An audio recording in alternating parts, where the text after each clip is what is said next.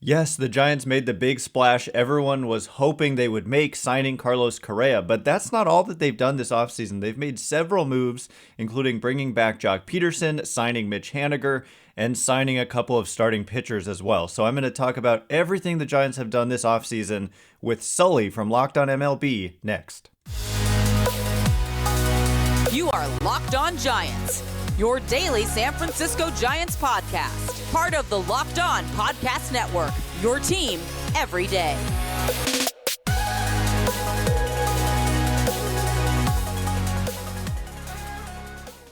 Hello and welcome to Locked On Giants, part of the Locked On Podcast Network, where it's your team every day. My name is Ben Kaspick, and on this show we provide daily episodes Monday through Friday talking about the San Francisco Giants in a way that's data-driven and rational, but also simple, passionate, and accessible to all. I'm a former contributor for the baseball statistics and analysis websites Beyond the Box Score and Rotographs. I've been podcasting about the Giants since 2015, and I'm a lifelong fan.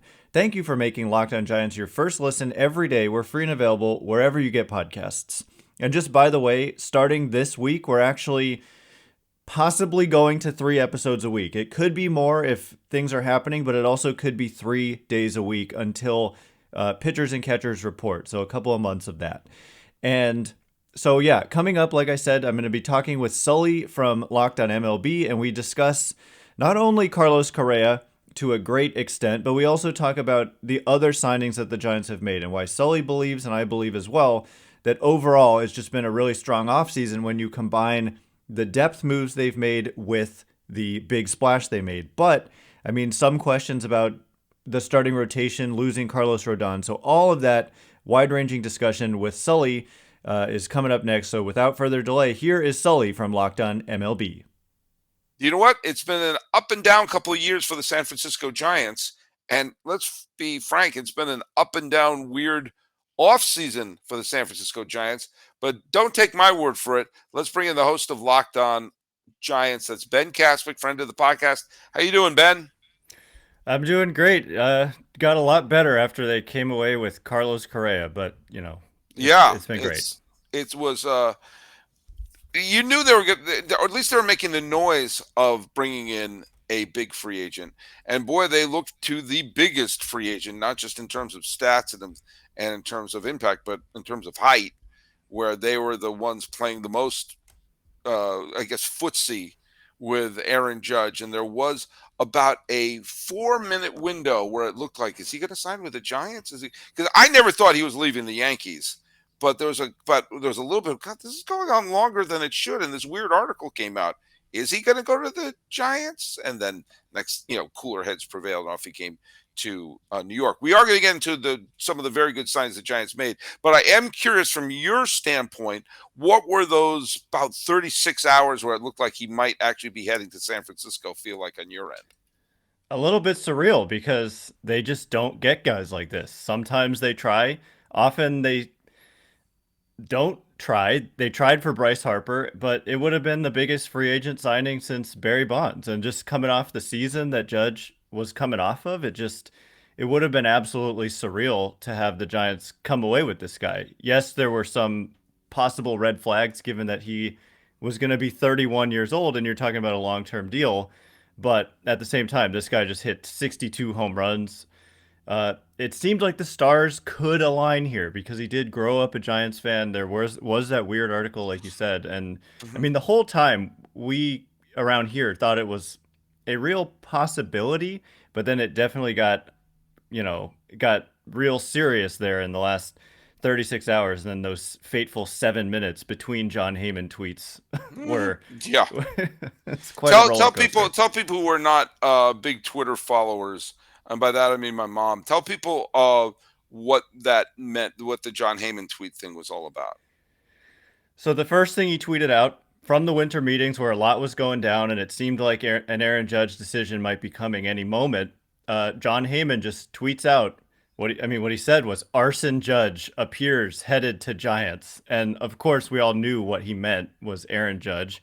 He deletes that tweet and then sends it out again, says Aaron Judge appears headed to Giants. Now, appears headed to is not the same as you get, a Jeff Passanbaum that says Aaron Judge and the San Francisco Giants are in agreement on a deal. So Yeah. it was like I'm waiting for confirmation, but at the same time, far more often than not, when you see a tweet like that, it ends up happening. And so it really felt for 7 minutes until he said, never mind, basically. He tweeted out 7 minutes later, the Giants people say they have not heard on Judge. My apologies for jumping the gun. And then he deletes the other tweets. And so real roller coaster of emotions there. But for me, I was still waiting for that confirmation. So it wasn't like absolutely insane that he took it back. But at the same time, I mean, playing with our emotions like that was not cool. Yeah. And it's a little bit of that culture of you need to be the first one to call it. Mm-hmm. Like, Yeah. I call it first. I call it first. Like, who cares? No. Who cares? Do you remember? Do you remember a few years ago when Bryce Harper signed with Philadelphia? You remember the reporter who was the first to report it? No. Me neither, because knowing it Exactly. doesn't matter. It doesn't matter. Right. I can't. I couldn't tell you for $1 million. $1 million. Well, speaking of doing something for $1 million, the Giants had a bunch of moves. One of the first things that happened with the Giants was offering Joc Pederson a qualifying offer and him accepting it. He probably said, "Really?" And came back. I think Palo Alto's own Joc Pederson stays another year with San Francisco. What are your thoughts on, I mean, I know that's not the big trade. We're just trying to go through some of the moves they made here. I mean, he was their best offensive player last year. He is a Mhm. platoon player, so he really was limited against, almost exclusively right-handed pitching. But against right-handed pitching, he is one of the most dangerous bats in the game. And, you know, uh, bringing him back, especially now, like I'm not sure I even realized it at the time, but when we ended up seeing like what this outfield market looked like, in free agency, there weren't a lot of guys. There was Aaron Judge, there was Mitch Haniger, and then Kevin Kiermaier, Brandon Nimmo, but there just weren't that many guys. And left-handed hitting players, I think their markets kind of saw a boost due to teams maybe expecting some better results with the changes to the shift coming in Hmm. 2023. And so uh, I think the Giants are willing to like quote unquote overpay a little bit if it means it's a 1 year deal. Like I'm just not. I don't think they really mind it when they know next year they can pivot. If it doesn't work out, then it's over. And if it does work out, you got good production for a hefty price. But if you lose him, I think that's more important than the money, right? You're losing Right. the production when he was such a integral part of the middle of their lineup all season long. And so when all is said and done, I'm not the one spending the money, so I'm just glad one of their best offensive players is back for one more year. Yeah, and I think it was Keith Law who said there's no such thing as a bad 1 year contract. That Right. even if it's an overpay, it's not a long term deal. Speaking of, well, you kept a solid left-handed bat for the outfield.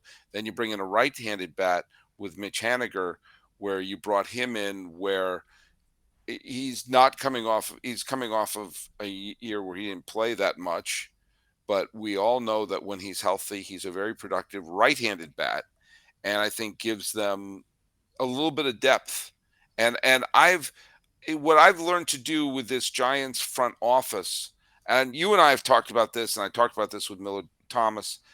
I don't think they were as good as 107 wins that they were last year, and I don't think they were a 500 team like they were last year. I think they're somewhere in the middle, and I think that adding to the depth in their lineup, before we get to the big kahuna in a second, I think this is all smart. That these are the smart sort of complementary pieces that they could have to put together a good framework that when they added in the big fish, I think that was a very smart roster construction for this Giants team. I agree. And what it also does is it gives them a guy who's not a platoon player. They ended up just being too platoon heavy. Like I mentioned with Joc Pederson, as good as he was, they took him out whenever there was a lefty on the mound. Whether it was a starting pitcher, he wasn't in the lineup if it was a lefty, and if a righty started and then a lefty reliever came in, they took him out. And so they needed more everyday guys. And Mitch Haniger is an everyday player. He's not a guy who's going to be platooned. And so, yeah, he's Right. not a superstar, but just having a solid, uh, productive, potentially everyday player for like when you add that star on top of players like that, that's what makes a really good team. And so it came first, and it came like a day before they lost out on Aaron Judge. And so a lot of people were like, "This is your move. Like you miss Judge, and you're just getting Haniger. That's not going to cut it." But when you get Haniger, and then you add that impact talent, it makes your lineup that much better. I love that we're tiptoeing around talking about saying his actual name here I know. because there's one more complimentary move that they made. I think they kind of read the writing on the wall about Carlos Rodón. They knew he wasn't going to come back to the Giants. Was there any chatter of him actually returning, or was it just the market was just getting he was the best available pitcher, so they saw that whatever he was going to get was going to be more than they had in their pocket. There were reports all offseason that they were still interested in him and still pursuing him, but we around here have grown skeptical of just Reports. of the reports, especially for starting pitchers. I mean, because we dealt with this exact same type of scenario last offseason with Kevin Gausman, Hmm. who similarly like came to the Giants for a short term, was really good, re-entered the market, and then left. And he said, I mean, this is what gave it away for me. He said he never received an offer from the Giants. And so, Right. and like it was a very reasonable 5 year, $110 million deal. And then the reports that Rodon was seeking like 7 or 8 years, it just seemed like if they weren't going to do it for Gosman, why would they do it over a longer term for Carlos Rodon? As good as they are, I think they just, there's a pretty poor track record oftentimes with long term deals for starting pitchers. And so it's not popular at the time, but let's looking back in 5 year, 5 years from now, we might say, wow, they dodged a bullet with these two, or we could say they really missed the boat. Like it kind of looks like Kevin Gosman's deal is a pretty big bargain at this moment in Right. time, but we'll see how it looks in a few years. Well, they to fill the hole left by Rodon signing with New York, Ross Stripling came in for a 2 year deal. Again, not a super long term deal, but Hmm. Stripling is there to at least fill that hole in the rotation. What are your thoughts about Stripling, and could he be the next Rodon, DeSclafani, Gosman, reclamation project, like pitcher who really cashes in big time with success in San Francisco? I think that they preferred some of the other guys who ended up signing. Like I think they were in on Kodai Senga, and I Hmm. was kind of expecting them to go after like Justin Verlander and who was the other guy who got like a 2 year. I think I was expecting Jacob DeGrom to get like 3 years instead of five, and I thought that they might be in on that. And so for Stripling, I just don't see the ceiling as being as high because he's not the type of guy who's ever gonna basically rack up the strikeouts, and that limits the type of Carlos Rodon or Kevin Gausman breakout. His stuff is not as good as Kevin Gausman's or Carlos Rodon's, but at the same time, I mean, the year he just had in Toronto was excellent, and so if Yeah, he can be that, and he's had some really good years when he was with the Dodgers too, and so like just from a run prevention standpoint, I think he could be really good, like he was just last year. But from like a dominance standpoint, I don't see it. I think he's more like what you said, DeSclafani and Wood and Cobb versus like the Gosman and Rodon echelon. and that's not so bad. It's No. not so bad. I mean, if you're putting a decent pitcher on the mound, every game, Hmm. when it's their turn, then it's a surefire bet that they are going to improve on a 500 season. If you're going to make any bets, go to Bet Online, which remains your number one source for sports betting info, news, stats, and analysis. Get the latest odds and trends from every professional and amateur league out there, from pro football to the college bowl seasons to the NBA to the NHL, and we're not that far away from March Madness. They got it all at betonline.net. Hope you put a lot of money on Argentina today. If you love sports podcasts, you can get those at Bet Online as well. Always the fastest and easiest way to get your betting info. Head to your website today or use your mobile device to learn more. Bet Online, It's where the game starts. We have been treating this man like he's Voldemort, the man whose name must not be said. Carlos Correa, Carlos Correa, Carlos Correa. I Beetlejuiced him to the Giants here. Just absolutely stunned. I'll just tell you right now. I'll give you the free reign to just go bananas this segment about Carlos Correa. But I will just say I thought I knew he wasn't going back to Minnesota, and I had a feeling he wasn't going to go to New York. LA was squeamish because of his connection with 2017. Who cares? Win, and that forgives all matters. I thought the 2 or 3 landing places for him: St. Louis, who has a needed shortstop, and I think he would be just fabulous there. Chicago, the Cubs, because for whatever reason they're acting like they're a contending team.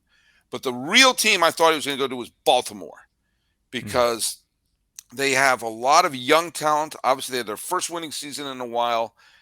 Adding a star like that in the middle of it, and that kind of that rising tide raises all ships sort of star that he was in both Houston and in Minnesota, I thought, my God, it's a perfect fit. And Orioles fans were a little steamed that they were in contention and they traded away players at the trade deadline. So I thought, what a great way to win back their fans. And I thought the Giants were tangential contenders for Dansby Swanson, who wound up signing with the Cubs earlier this weekend. And then we all woke up and we saw that Correa signed with the Giants. Ben Kaspick, the floor is yours.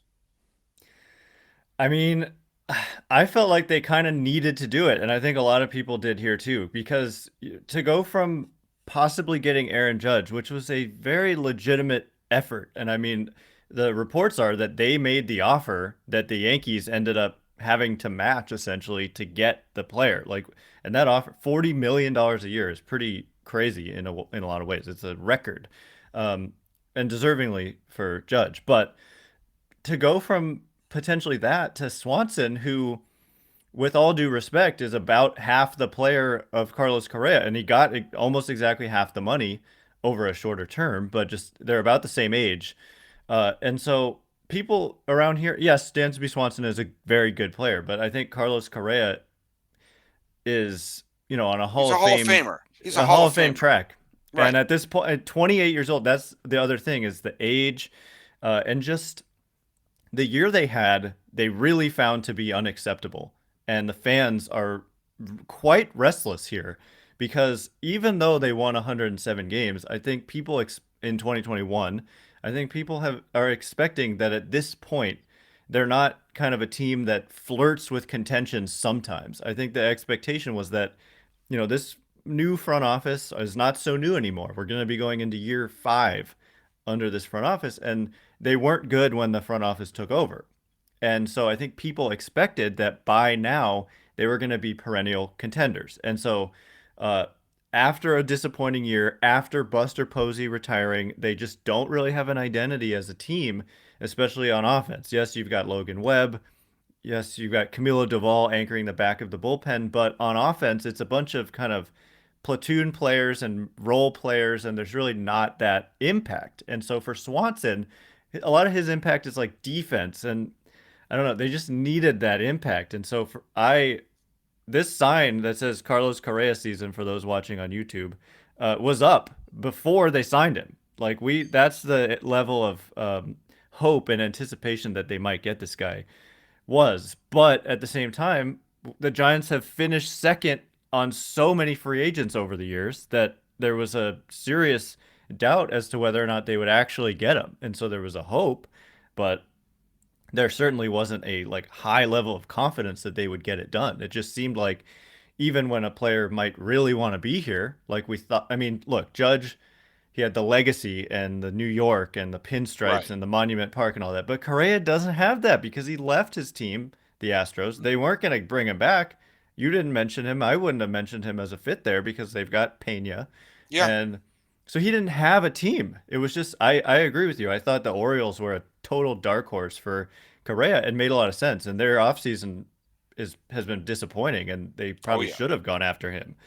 But I'm not, and that's the thing too that made the Giants feel like a real fit is that a lot of the teams you mentioned there, except New York, which we both felt like wasn't super likely because it's not really a fit on either New York team Mhm. for various reasons. But the Giants, with the money they have available and just the will and the desire to get a lot better, could bully a lot of those teams financially. They could be the ones to outbid the Minnesota Twins and the St. Louis Cardinals, perhaps, and the Cubs, maybe. But specifically the Twins, I know they really wanted him back. And it turns Right. out, I think that the two teams that offered him the biggest contracts were the Twins and the Giants offered him reportedly about $65 million more. So they were just like, have it. Have the bag Yeah. of money. We want you, and that's what it took, and they got him. Yeah.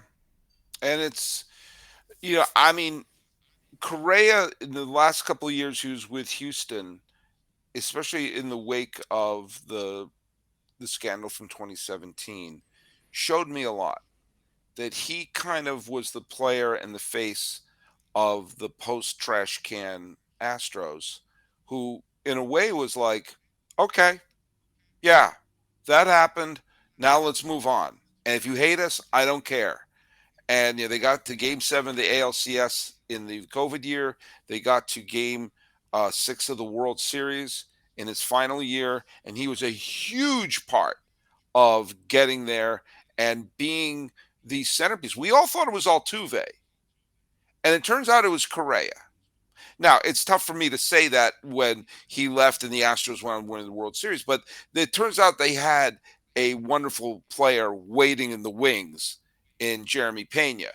And but I thought Correa was going to be an Astro for life, and if someone like Pena was coming up, then Correa would wind up moving to first base or something like you'll be able to prolong his career, maybe to left field or something like that. But it didn't turn out that way. And here we are. He's going to be spending. The Giants are going to get at least 3 prime years out of Correa. 3 of his Hall of Fame level years are going to be the first couple of years in San Francisco. And, you know, that's great. And I think Giant fans are going to embrace him. And I think he's going to embrace being part of this squad. And he's going to love being hated by Dodger fans who Yeah. already hate his guts because he was part of the 2017 fiasco. So now he's wearing black and orange again, except the black and orange that they already hate. I think anything that could add sizzle to the Giants Los Angeles rivalry, which has not picked up since a check swing was called in Game 5 of the 2021 Division Series, which still makes me angry. And I can't imagine what it did to you. But I think this is the exact move the Giants had to do, not just for the team, but like as you said, to signal to the fan base, yeah, okay, we're in business. Yeah, it just makes so much sense on so many levels, and I love that you mentioned the rivalry with LA.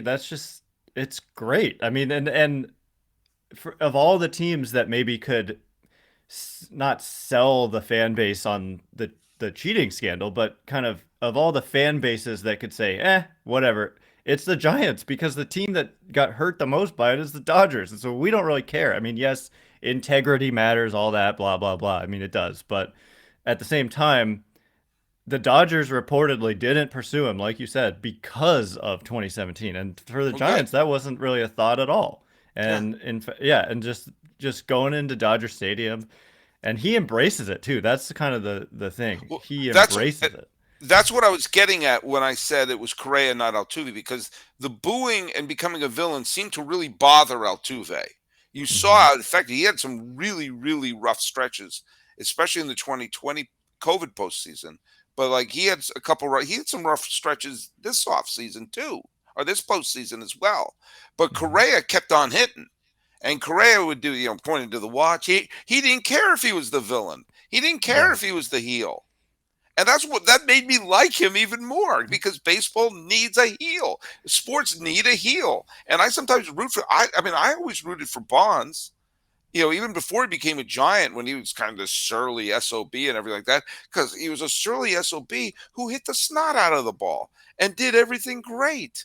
And that's why, I mean, I think that's fantastic. It's why I've always been drawn, even though he was a Yankee for all those years, that little soft spot in my heart for A-Rod. Okay, once he embraced who he was, he stopped trying to be like the CEO of Oracle, and he actually realized, he says, I'm a great guy that most people hate. Fine, hate me. I don't care. And that's when I started getting attracted to him. And Correa has that quality. And I think that San Francisco, and look, I've spent many, many years in the Bay Area, gone to many, many Giants games. Giants fans are going to eat it alive. Yeah, I mean, there's a clip of him at some point. The Astros went into Dodger Stadium and merciless boos for Carlos Correa. Like you said, he kind of became the face of the whole thing. I mean, for Altuve, the Astros swear, Correa swears he was like the one player who didn't want the trash can, and so we'll see. Who knows about that? I mean, maybe. Stop. I'm crying. I just became my dad. Stop. But the point is, Correa didn't say it wasn't me. He said, yes, we did it, and we're sorry, and it was wrong, but move on. It's we're gonna keep playing baseball. And then he just said, he just proved that he's still a great baseball player. But they go into LA. They boo him maybe more than anybody. He hits a homer off of Joe Kelly after that, the Joe Kelly hit by pitch and the pouty face thing. But he hits a home run. They're booing him loudly, and he's circling the bases with his hand around his ear, like, I can't hear you. So he's not afraid of it at all. And I mean, I look forward to it. The one thing that makes me a little sad is that in 2023, there's fewer in-division games than there have been. So they actually only go to LA twice.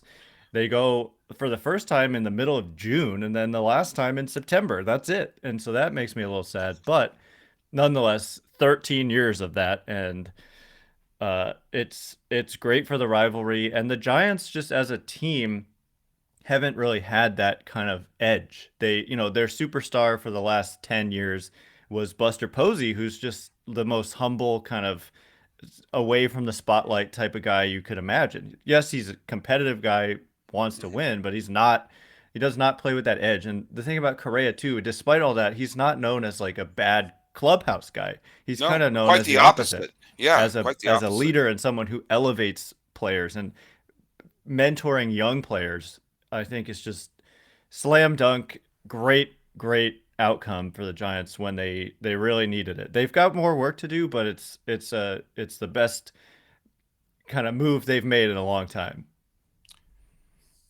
We're here with Ben Kaspick, final segment, doing a crossover, Locked On MLB with Locked On Giants. Okay, you've had a offseason where you lost one of your best pitchers, but you brought in a decent pitcher. You shored up the offense in the outfield, and you're crossing your fingers that Haniger stays healthy, and you bring in a Hall of Fame player where you get at least a few years of the Hall of Fame quality. And I had Melissa Lockhart of The Athletic on, and we agreed that, you're not going to get 13 years of Correa at shortstop, but he's athletic enough that eventually he could move to first. He can move to the outfield. You'll get a lot of production. And remember, Robin Yount was a player from my youth who was a shortstop who eventually became a Gold Glove MVP center fielder. I mean, if players of that caliber can find a different path on the field. We're going to be going into a year which was obviously coming off of a big disappointment. What are your expectations for the 2023 Giants? And short of adding another World Series title to China Basin, what would you consider a success for 2023?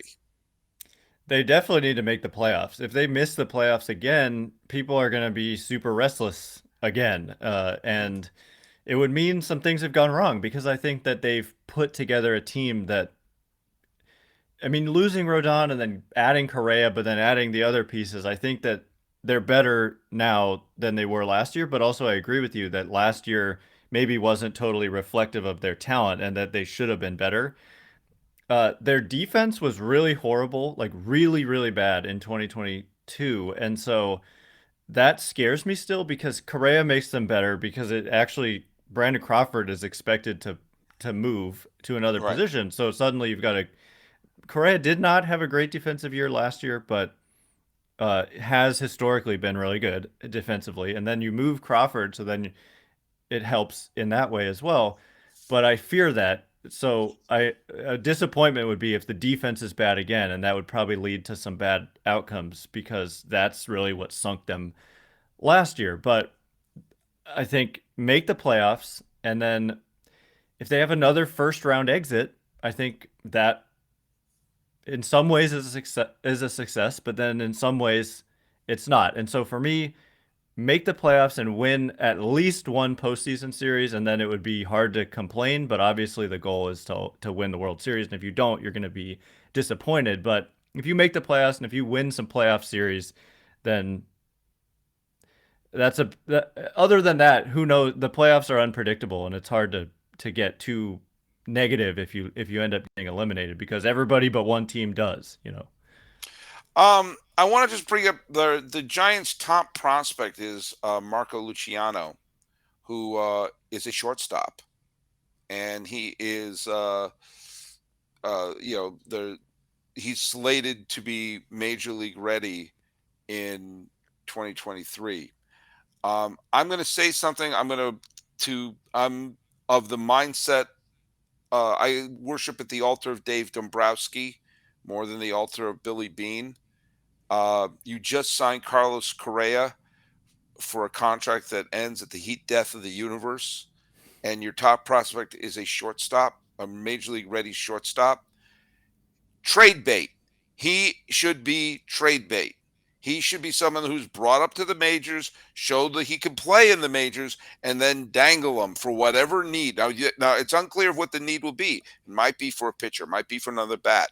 But I think the Giants have to take a good long look and say, this is a team, as you said, the expectation is to win now.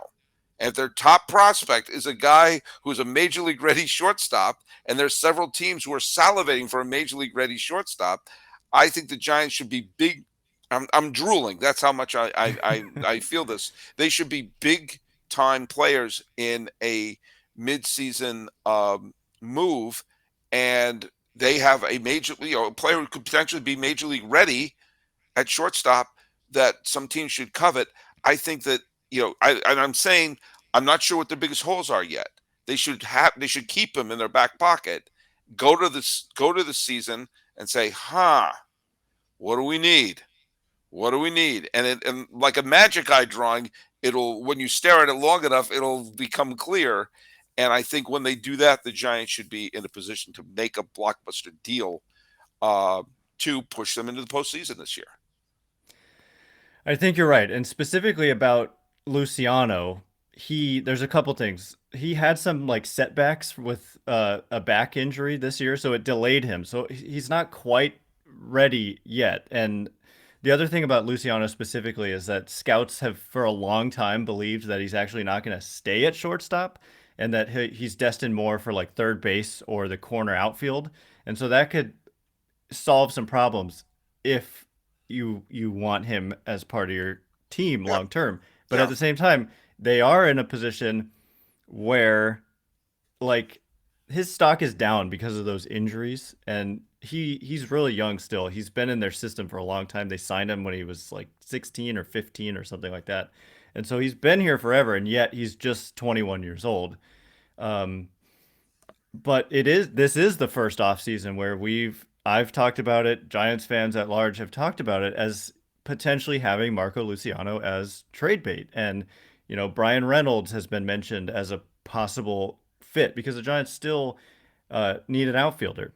Joc Pederson was re-signed to be a DH mostly because he was one of the big problems that they had defensively last year. And so even with Haniger and a Yastrzemski Slater platoon, they're still missing an outfielder out there. And so you look at some of the names that are out there, maybe Dylan Carlson on the St. Louis Cardinals, some of these D-backs outfielders like Dalton Varsho and Alec Thomas and Jake McCarthy. Some of these guys are going to require some good players like going back. And I think they potentially do have a player to dangle in Marco Luciano because for the Giants, at least, he's not probably ever going to be a shortstop as long as Carlos Correa is here and producing. I mean, Correa eventually will have to move, but like you said, not for several years. But I mean, they've proven in 2021 they went out and got one of the best players available in Chris Bryant, and so I think that this summer they'll do the same thing if they're in a similar position. It's just a matter of who do they give up. They didn't give up a player of the caliber of a Luciano. Luciano, I think, would get you, instead of like a rental, he'd get you more of like a longer term piece, like a Dylan Carlson or a Brian Reynolds, who's got 3 more years left.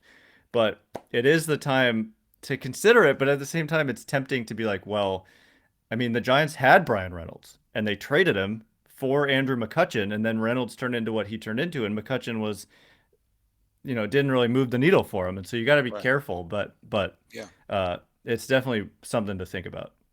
Well, another thing to think about is the fact that the Giants and their fans at least have raised their expectations, that they're not sitting on their laurels. And Ben Kaspick, you shouldn't sit on your laurels either. You have a great podcast. Tell people where they can listen to your show. Everywhere. It's available everywhere, like YouTube, Apple, Spotify, anywhere where you listen to podcasts. And the show is called Locked On Giants. All right. And thanks so much for making Locked On MLB your first listen. Your second listen, obviously make it Locked On Giants. But your third listen should be Locked On Sports Today. Peter Bukowski brings you the biggest stories from around the sports world in 20 minutes. Get the analysis and opinions before anyone else with our local and national experts and insiders. Locked On Sports Today podcast is available on YouTube and wherever you get your podcasts. And you can follow us on Twitter at Locked On MLB Pods. Same handle for Instagram. I'm your pal Sully. I'm at Sully Baseball Podcast on Instagram. And please subscribe to us on YouTube if you already haven't. Talking about the Giants and their gigantic offseason expectations with Ben Kaspick of Locked On Giants. This has been Locked On MLB for the 18th day of December 2022. I'm your host, Paul Francis Sullivan. Please call me Sully.